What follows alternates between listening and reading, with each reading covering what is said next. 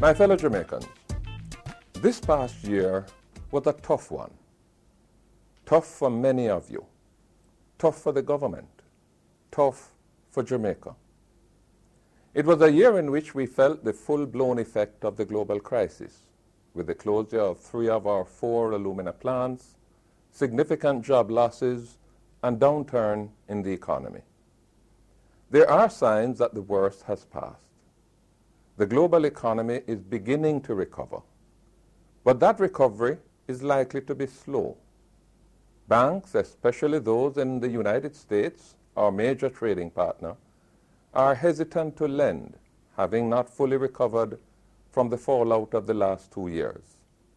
New banking regulations will not allow them to finance consumer spending as they did in the past.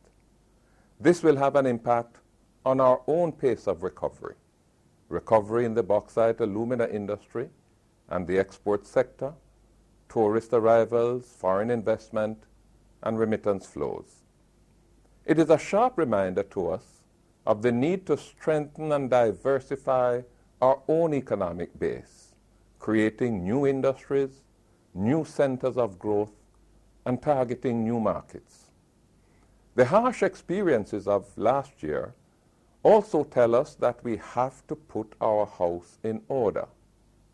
If ever we needed to learn some hard truths, it is that borrowing and borrowing in order to spend what we have failed to earn is the surest path to ruination.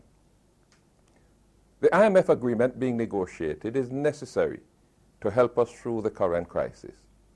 But it is our own resolve to contain expenditure, eliminate waste and corruption, increase our earnings and our revenues that will secure the brighter future we all want for Jamaica.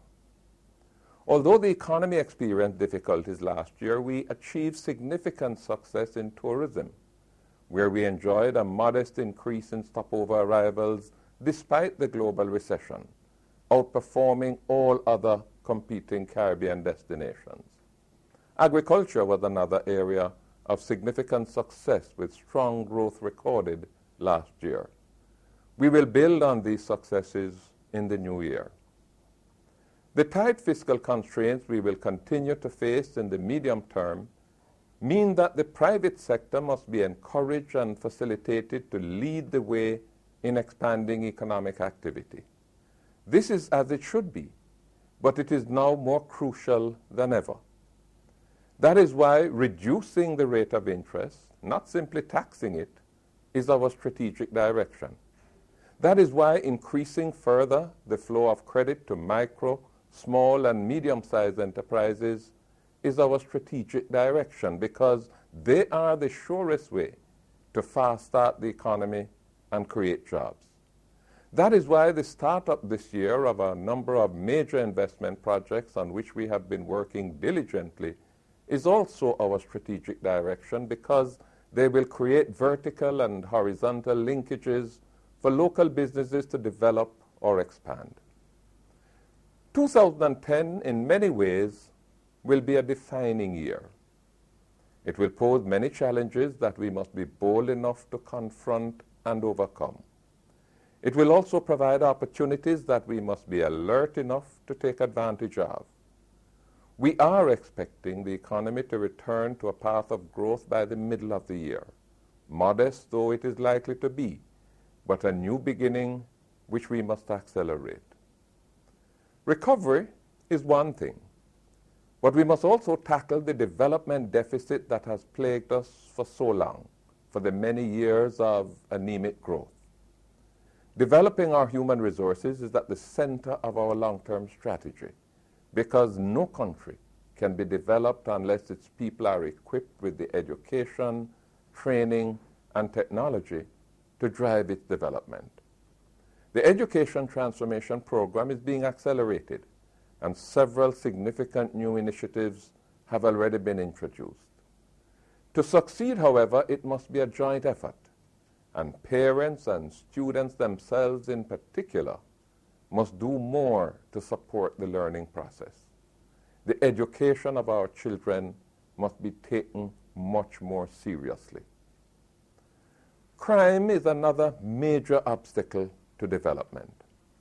The number of murders committed last year, while still less than the level of 2005, is way beyond what any stable society can tolerate.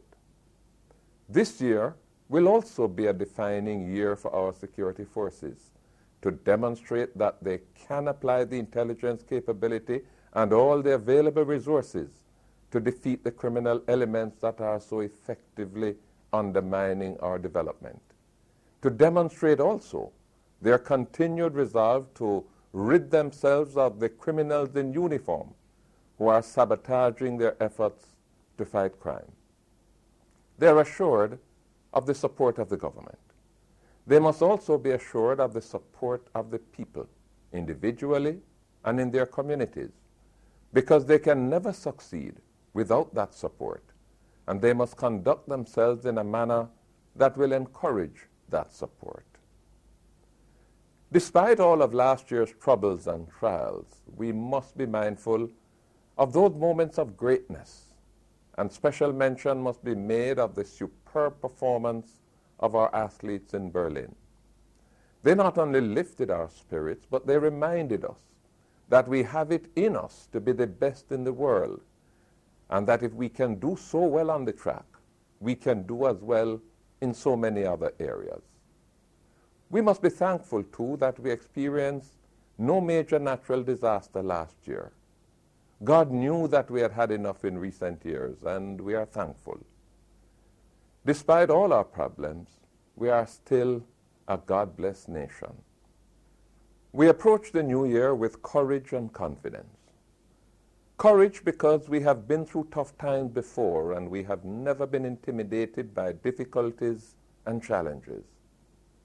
Confidence because while we are not yet out of the woods, the light is beginning to pierce through the darkness. I wish for each of you success and good fortune in the new year. And I wish for Jamaica a year of peace, progress, and an advance to prosperity.